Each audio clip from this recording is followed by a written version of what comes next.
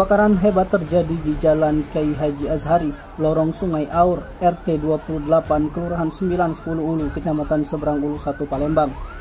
Peristiwa kebakaran itu menghanguskan 3 unit rumah, semi permanen dan 1 bedeng, 8 pintu.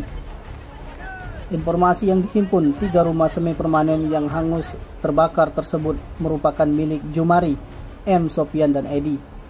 Sedangkan 1 bedeng 8 pintu merupakan milik M. Zen yang dihuni oleh Suryanto, Lee Juk Kyun, Adriansa, Andreas Kholik, Lee Nyun Jin, Nang Yuaup, Ahmad Sudiman, Kim Lian, Daniel, dan Nur Hayati. Warga yang mengetahui kebakaran dengan alat seadanya berjibaku memadamkan kobaran api. Beruntung tidak lama kemudian 5 unit pemadam kebakaran bersama petugas pemadam kebakaran datang ke lokasi kejadian. Sekitar 1 jam kemudian api pun berhasil dipadamkan. Ketua RT 28 Sobri mengatakan api berasal dari salah satu bedeng di lokasi kebakaran. Sementara menurut keterangan saksi bernama Ratna, saat itu dirinya sedang berada di rumahnya mendengar suara seperti letusan.